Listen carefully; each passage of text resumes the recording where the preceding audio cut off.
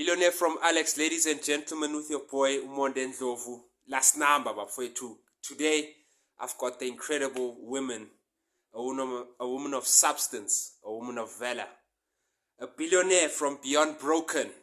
I've got the one and only Sister Sia Zenani. Sister Sia, I don't want to take your spotlight. I want you to just give a brief introduction of who you are, where you're from, and just what you do so that people can know. Right. Because I'm saying you're a billionaire from beyond broken, so let people know why I call you that, please. All right, thank you so much. My name is Sia Zenani. I go by Sia. I am a mother of three, and I am a daughter and a sister. I was born in Eastern Cape, East London. I live in Gauteng, Midrand. I am an author. I am a speaker. I am a life coach. Come on. I am now a founder of Beyond Broken Consulting, which is my company, and I offer my services via the company. Those services don't only end with coaching and speaking. I also offer web design services and graphic design, and the works. That's it. Yes. As I was saying earlier, if I was your friend, I would have said Sebenza again. So a lot of people now have just heard me saying Beyond Broken, and that comes from a book. You're even wearing a T-shirt of your movement. Just let people know what is Beyond Broken. What is it? A movement? It's not just beyond the book. You'll see the book later on there for all the all lifers. So people who subscribe to my channel and who check out my content are called the all lifers because it's all things live TV, So the all lifers just want to know what is Beyond Broken, basically. Beyond Broken is now a movement. It started as the title of the book, but as time went on, it became what I was known for, and therefore, hence the starting Beyond Broken Consulting. I will have Beyond Broken Foundation, which is an NGO soon. So it's a movement, and it's a movement that was unfortunately born out of my brokenness. My goodness. But as you can see, it's beyond broken, and the okay sticks out. Okay. So there's the okayness, so there's beyond okay as well. Wow. Beyond broken. So it's not just the title now of a book. It's a movement. We're moving from beyond broken to beyond okay. Come on, sooner or later, when the boy does the most, when he's on the Forbes list, it will be beyond billionaire. That's what we're going to achieve. Yeah. So I want to know, right? You spoke about it just being a book. Now, I want to know what exactly led to you writing the book Beyond Broken, because you said it came out of an unfortunate circumstance. So what exactly made you write the book? What was that unfortunate circumstance which has now transformed into a movement? It's multiple circumstances. I grew up in a home where my mom was abused by my dad, and we witnessed that. Oh no! And the abuse affected us as well. Sorry to hear that. I was raped by my cousin when I was 11. Having grown up in a dysfunctional family like that, where I was a witness of gender-based violence, I unfortunately also married someone who abused me, which furthered my brokenness.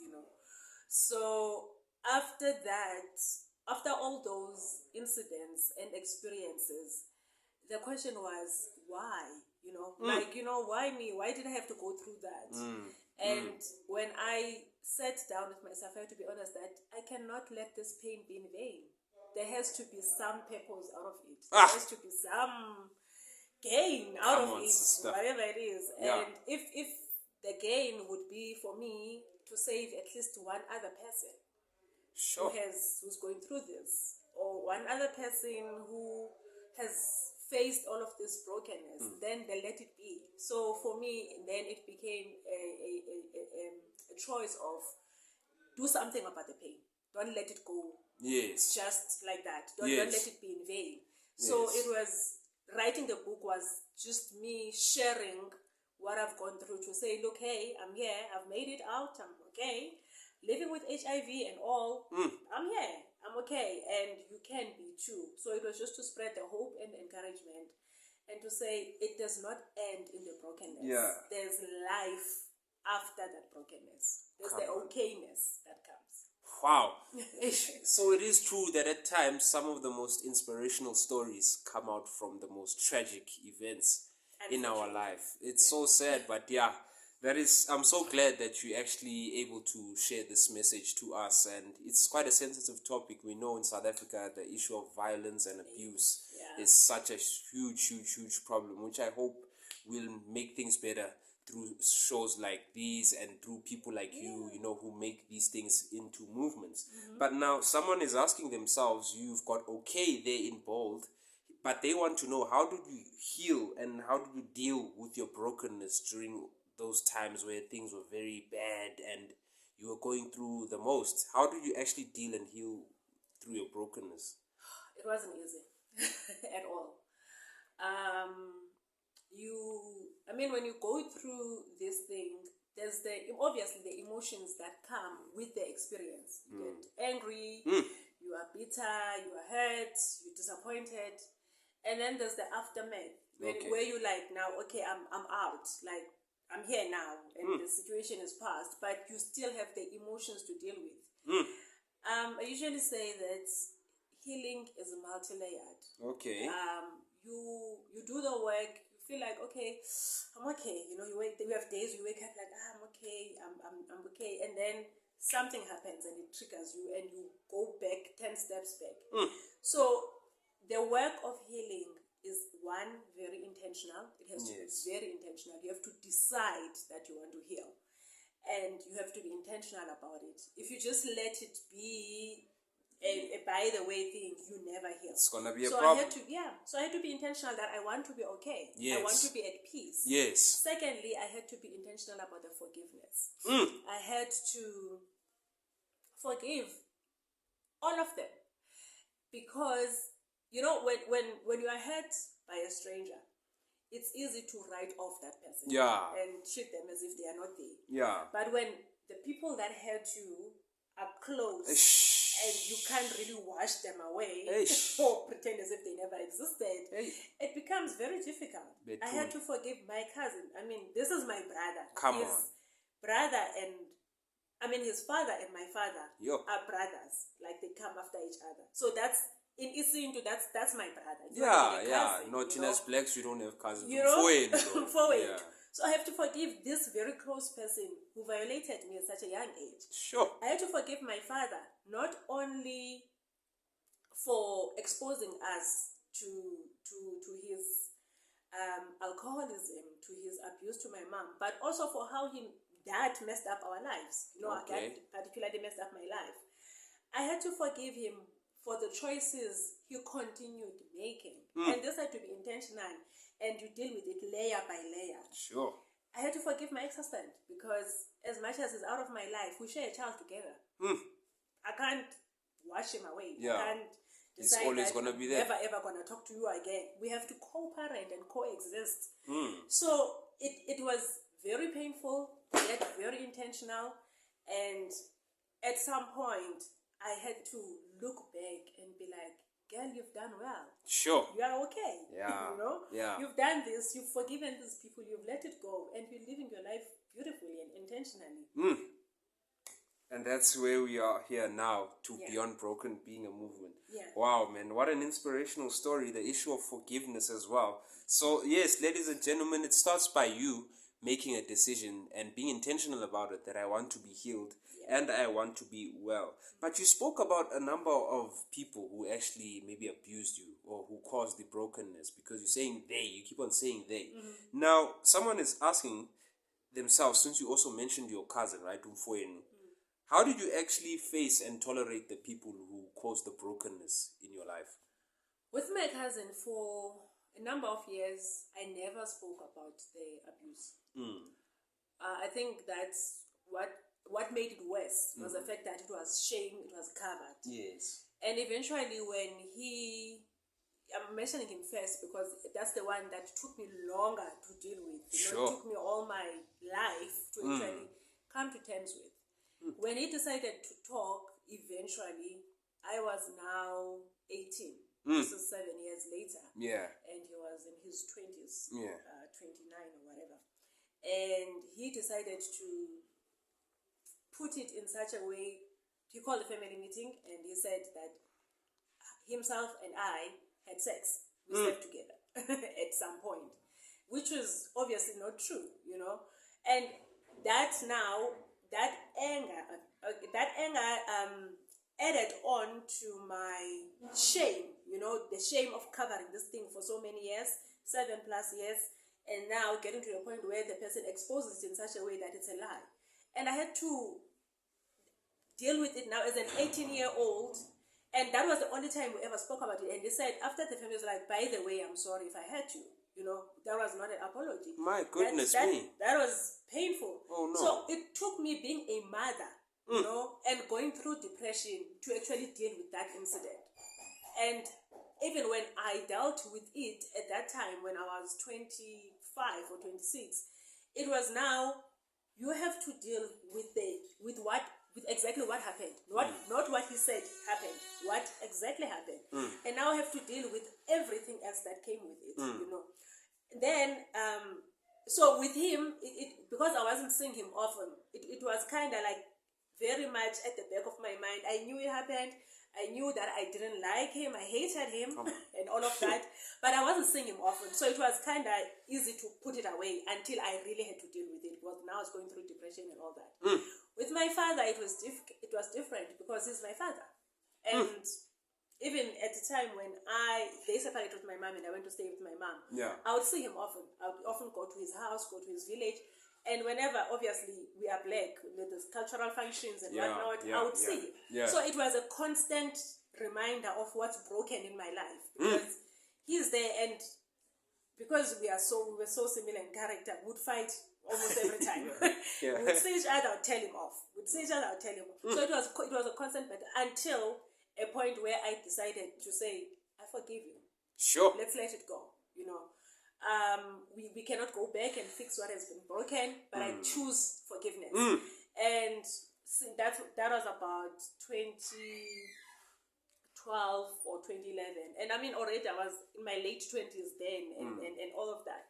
And we had this manageable relationship until he passed away earlier this year. Unfortunately. But by the time he passed away, we were both clear about where we stand. We knew he could call on me as his daughter.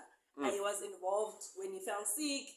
I paid for him to be taken to wherever hospital. So by the time he passed away, we were okay. You know, so it was, our relationship was yin yang for most of our life until I chose to say, look, I'm letting it go. I'm forgiving you. With ex-husband, it took me a while because he was not apologetic.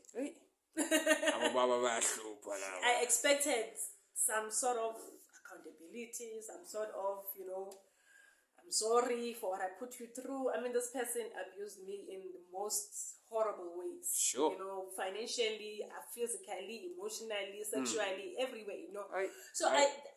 For a while, he kept me on hold, I would say that. Or I kept myself on hold, expecting him to you know, say, I'm sorry, man. But it wasn't happening. And it was obviously affecting our parenting relationship as well, because I was bitter towards him, rightfully so. I was rightfully bitter, but I also had to take a decision by myself without him ever apologizing to say, you know what, for the sake of my sanity, for the sake of my mental health, for the sake of the child, I'm going to let this thing go. And when I did that, the parenting relationship became better because now we could be civil to each other, we could talk, pick up the child, drop him off, you know, and what. But I know deep down in my heart, as much as we don't have like a relationship that is like talking personal stuff and whatever, and I'm happy about that, we only talk about the child, but deep in my heart, I had to let it go. I had to forgive. Not for him, not because what he did was not wrong, not because I wasn't hurt, but because I deserved the peace. Sure. So with you, as you can see, with all three of them, it how I dealt with forgiveness was different.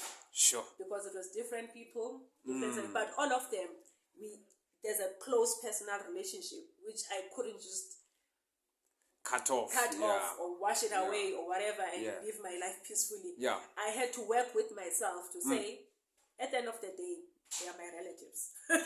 Wow. so Sister Sia, konumuntu manje, who could be going through something similar than what you went through, or maybe they've been through something and they think it's all done. They've maybe just put it under the cup, but they've never really healed or taken steps to make sure that they are well.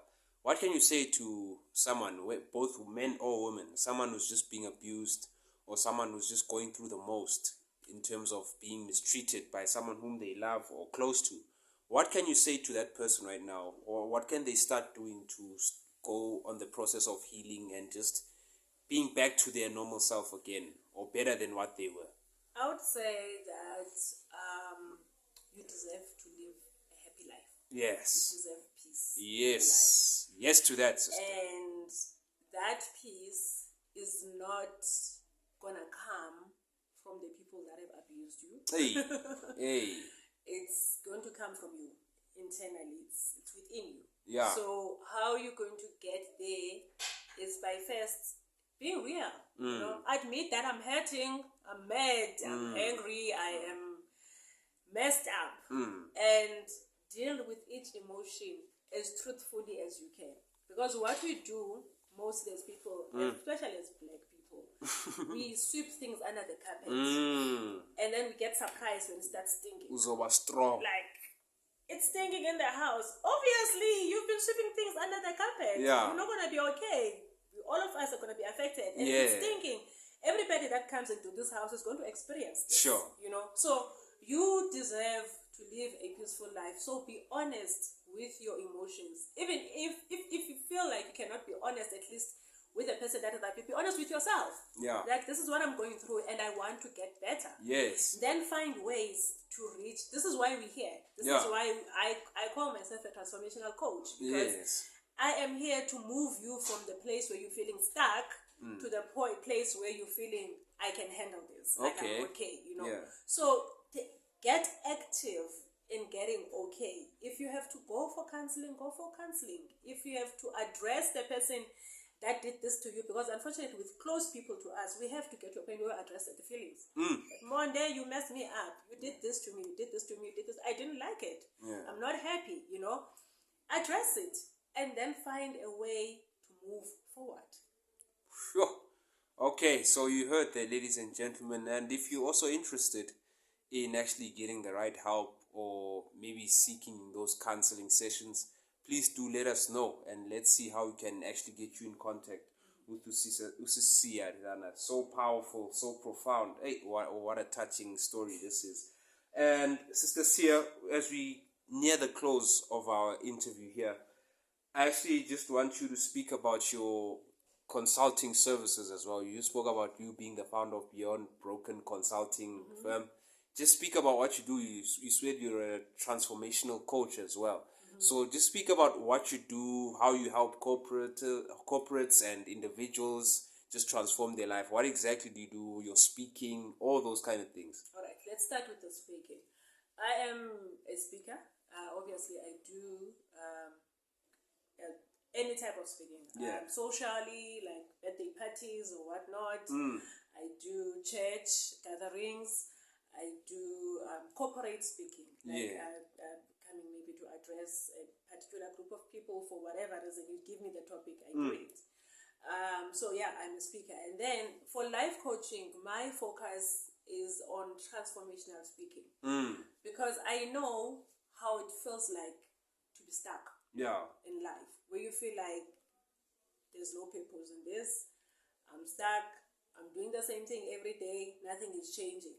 So where I come in as a coach is to, whether you are feeling like you're stuck in your career or in your personal life or parenting, I'm very passionate about parenting. Wow. Or whatever. I am here to transform your life, to get you from a point where you're feeling it's all blur and rain to a point where you feel like life is amazing. Come on. So that's why I'm here. Because I know we all go through something at one point or another. Definitely. I am also able to assist if you feel like you're stuck in a rut of bitterness and unresolved emotions and all of that. I am your girl. So that's my transformational coaching rather. I do individual sessions. I also do group coaching. So if you say we are a group of girls between the age of 21 and 25, and this is our goal and whatever, I will give you your group coaching session or stuff like that. So I do both individual and group sessions, and groups vary in number. I mostly do it virtually, because I feel it's more efficient than us trying to organize a venue, a meeting, and all that. So I do my coaching services mostly virtually. But if you want us to meet, we can organize something. Also, under Beyond Broken Consulting, I have partnered up with I am a application developer by profession, by the way. Come on. IT specialist, what you call? So I'm employed full-time as an application developer.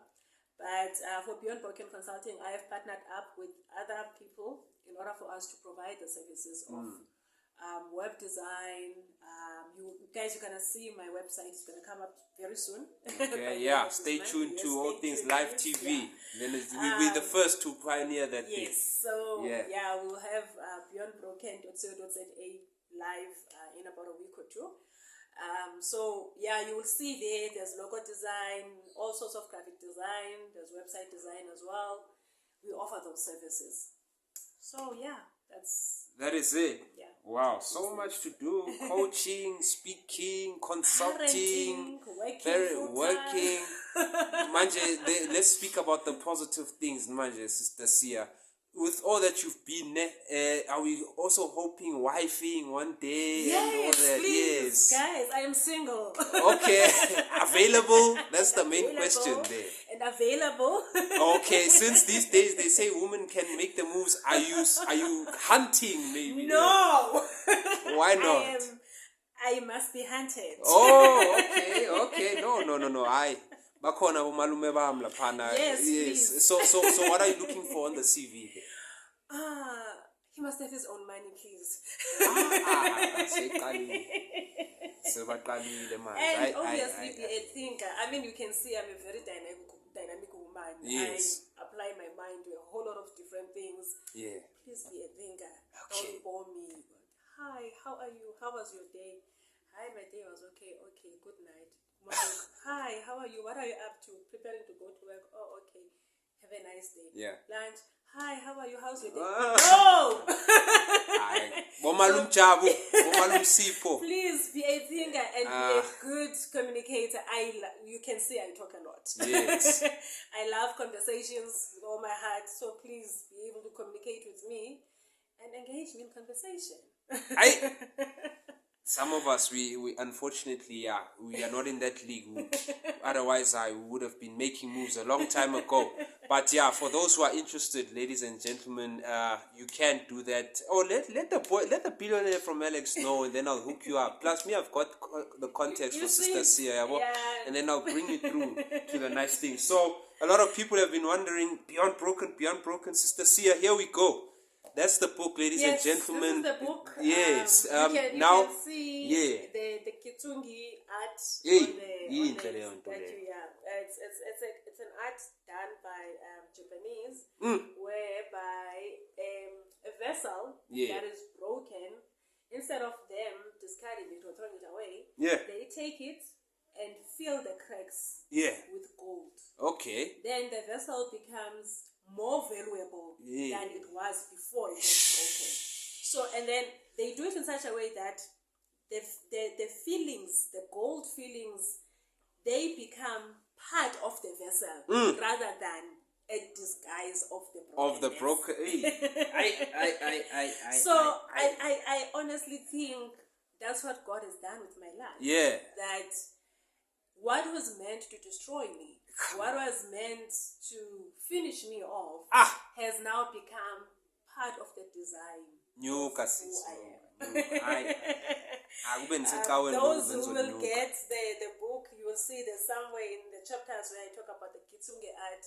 Yes. And it's one of the things that I truly outstanding for me in how our brokenness can turn into usefulness. Come on. Into some value. I now add value not just to myself and the people around me, but everyone I meet, because my brokenness has become, the feeling of my brokenness has become part of who I am.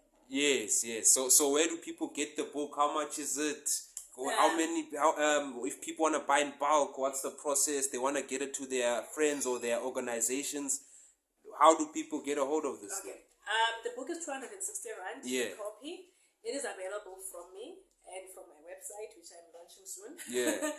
And I live in Midrand. I do not have it in bookstore yet. I am still negotiating for that. Yeah. But I have people that are helping me distribute all over the country. Okay. So I have people in Cape Town, East London, Soweto, Bramley. So I have PE. So I have people that are helping to do. So wherever you are, you can WhatsApp me on 068-469-1580. 068-469-1580. Drop me a WhatsApp number, a WhatsApp. Tell me how many copies you want. Obviously, if you buy in bulk, we negotiate a discount. Yeah. So I can give up to 30% discount. That's huge. Yeah, that's only because she's on All Things Live TV. Yes. And the billionaire will compensate for that. So yeah. Exactly. So you buy bulk, I will discount you. Also, if you want maybe to book me as a speaker and supply the book as maybe gifts for your guests or whatever, we can always negotiate. So I will not charge you as much as I charge people that I charge for speaking, because you are getting a package, speaking and book. We can negotiate. Wow, ladies and gentlemen, unfortunately, that's all we have for you today. That's Sister Sia Zenani, coming from Beyond Broken Movement. The broken pieces of your life, if they can be filled with that golden piece, it becomes more valuable than what it is. And that's how we're going to sign out. From me, billionaire, from Alex, and the billionaire from Beyond Broken. Ladies and gentlemen, you deserve a peaceful life. That's how we end it. Thank you so much, Sister Sia Zenani. Thank you for your time. Thank you for coming to us at our home studios here, somewhere in a very plush suburb. Thank you so much. Siyabonga bafowethu. Stay great. Be blessed.